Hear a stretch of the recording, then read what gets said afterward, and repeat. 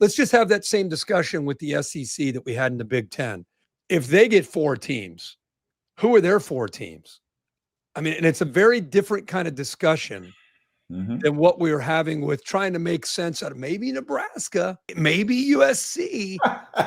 You never know. Maybe, now it's like, who the heck do you keep out? Interesting in the Big Ten when you start to think about the depth and who potentially is that. Right now, you would think if the season ended, you have Ohio State, Indiana, and Oregon in the playoff. And then you have interesting teams. What USC just did against Michigan at home. They're sitting there at 5-1. You got Nebraska, who had just had a huge win. Dominic Raiola is looking like, or Dylan Raiola is looking like, 5-1. We'll see. I'm out. Okay. I'm saying teams that are out there. I'm not necessarily saying they're a team. I'm saying the teams that are out there. They're out there. Washington, Damon Williams. They play Michigan this week. Yeah. They're out there. I'm saying who besides Indiana, Ohio State, and Oregon has a shot to be the 4th team if the Big Ten gets 4? Who would that 4th team? USC probably isn't getting enough respect right now. Yep. But I believe USC plays Notre Dame this week. They do.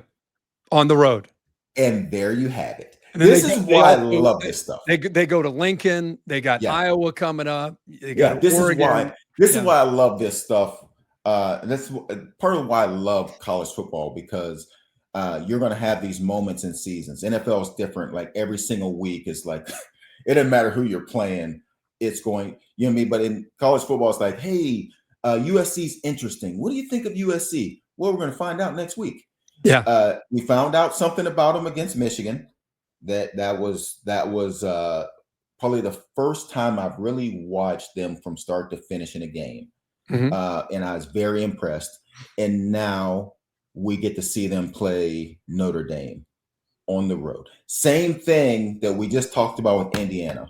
A great chance to earn a ton of respect to go on the road in a tough situation against a hard-nosed Notre Dame team that runs the football. They got 2 outstanding running backs in Price and Love, and they're going, you got to stop them. And that'll be a fun one to watch, and a chance for USC to really enter into this conversation we're having. And I think if you do look, if Indiana, Ohio State, and Oregon end up doing what we think they'll do, and they all 3 potentially advance into the postseason, I do think it is an interesting discussion, because you always think that the Big Ten is going to get probably at least 4 every year. Yeah. And I'm just wondering, as we get down into the stretch, the second half of the season, if it's not USC, if it's not Nebraska, is it Washington? I mean, think about Washington has Michigan on the road this week. They have Illinois, they have Wisconsin. If they are a team that thinks they can be worthy of consideration, they got Oregon at the end of the year at home. But it's not necessarily a foregone conclusion that they're going to be able to run the table. So it's the Big Ten this year. They've had back-to-back really good years. And I think when you take away any conferences, kind of the faces, the blue bloods, like in the SEC, if it's Alabama or Georgia or LSU or whoever, in the Big Ten, it's normally Ohio State and Michigan and Penn State and Oregon. You kind of start there and then you find out where you are. And if you take away Michigan and you potentially take away Penn State, those are 2 of those faces of the conference. Yep. That really hurts from an optics. That really hurts the Big Ten. And where are you at on Michigan? Are you?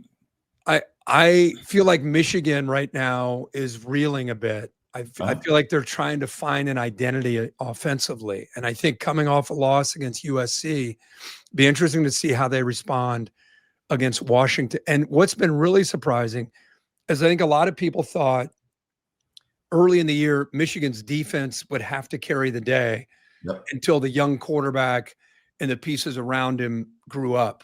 And I feel like right now the offense is being careful, with Bryce.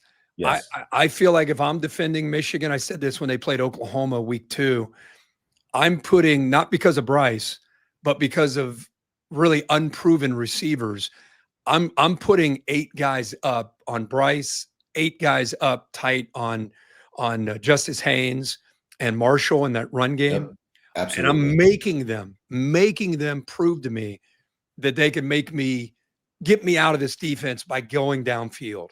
And until you do, you're going to face 9 guys, not only against the run game, but RPO and quick game. I'm taking away all those easy underneath throws. I'm forcing you to prove to me that you can get the ball over my head.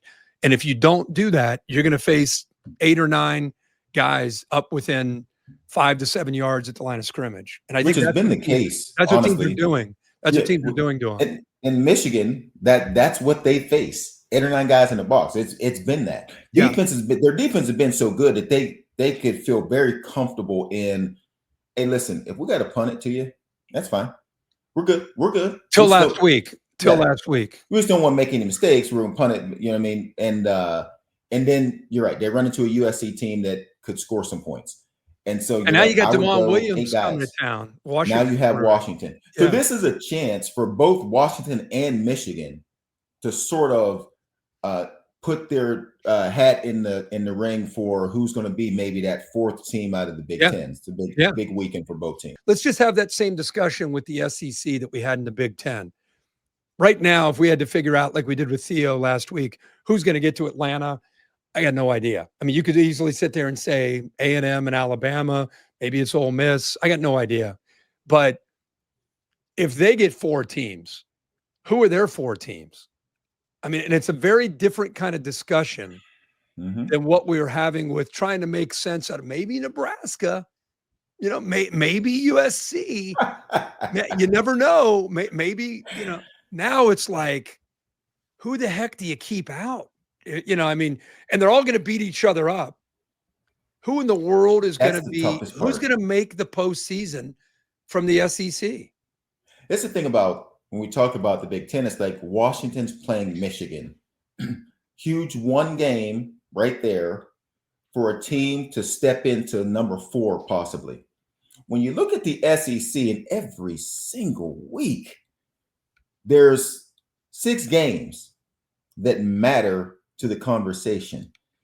That's not the same we talk about the other conference. That's why it's so tough when it's like, man, Alabama got a huge win against a really good Missouri football team. The one thing that I think that Alabama would love to do is quit spotting the other team 7 points to begin the game. That's their favorite thing to do. They let the other team score 7 points. But when you look at Alabama, it's like, whoo, they got past Georgia, big win. Oh, they got past Vandy, another big one. Now they get past Missouri. And now they get the 3rd Saturday in October. Here come the Vols. Now we got the Vols. It is the gauntlet. And the same thing we just talked about with Oklahoma. It is like, how many weeks can you get up and do this? And that's why it's so hard to try to piece together the SEC and what's going to happen at the end of it. LSU's playing Vandy, which before LSU's going to go beat Vandy and move on, get ready for the week after. Now Vandy's a really good football team. They're an underdog playing Vandy. So now they're an underdog playing Vandy. I don't know what you'd like. I still don't know how you'd pick. By the way, there are 10 teams that have a legit shot still to get to Atlanta. Ole Miss, A&M, Alabama, Georgia, LSU, Tennessee, Texas. Now they're back in this discussion. If you look at their schedule, they're not going away. Nope. Missouri, Oklahoma, with that gauntlet they have left, and Vandy. That's 10 teams right now that are sitting there having you could make a case for them. Now they got to stay healthy, and you're gonna have to get to 10 wins. But that's at the halfway point, you still have 10 teams that have a legit shot to get to Atlanta, which is crazy to think the depth that they have in that conference this year. Crazy and fun. We need it for our jobs, for what we do. When I roll in the studio on Saturdays for my 12-hour shift, and it's just, you just look down the list of games that you get a chance to watch. I mean, it makes my job way easier to survive the 12 hours, because by the end of the night, you're like, I can't even see straight. I can't remember who played at noon. But we have so many really big games now. The SEC is always going to give you about at least a three-piece.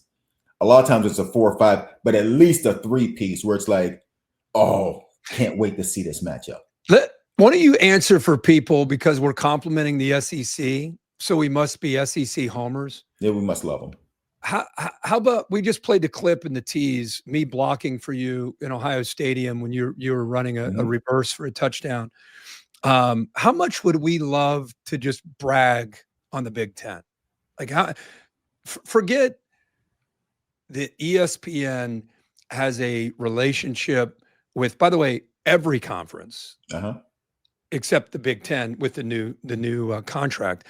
But when we had a contract with the Big Ten, we had a contract with ESPN, had a contract with everybody. There was no just the SEC. Right now, currently, ESPN has a contract with the Big 12, the SEC, the ACC, the Athletic. I mean, pretty much every conference. Nothing would make me happier than to be a former Buckeye. My dad was a former Buckeye as a captain. You're not going to meet a more Buckeye guy than me. Joey and Big D used to make fun of me for that forever.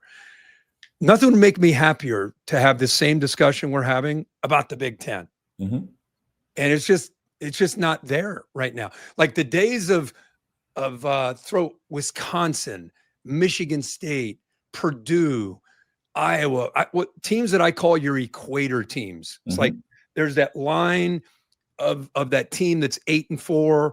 Everybody above the equator is a legit threat. Yep. I just feel like this year the Big Ten doesn't have. Now maybe Washington will become that. Maybe USC is that. Maybe Nebraska is that. Maybe Michigan can reverse course and become that.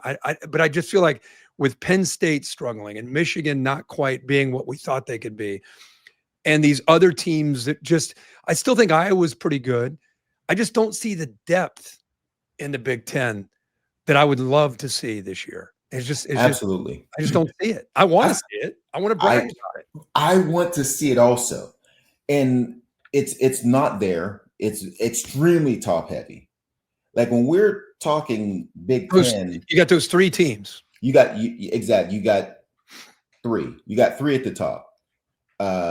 USC is going to make an argument to be. Let's say if they run the table, we'll throw them in that conversation.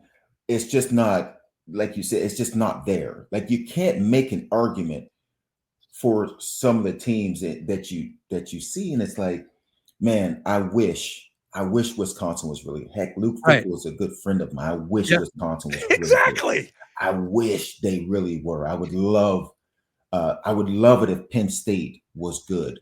I hate to see James Franklin get fired. Michigan State, Wisconsin, Michigan State, Purdue, all these. And I said earlier, I keep coming in here rooting for Nebraska. I keep hanging on. I tapped out. I gave up. I threw in the towel. Sounds like you're still in there a little bit. Sounds like you're still. I love Matt Rule. I love Raiola. I love Matt Rule too. I want him to be good. I want him so badly to be good. I do too.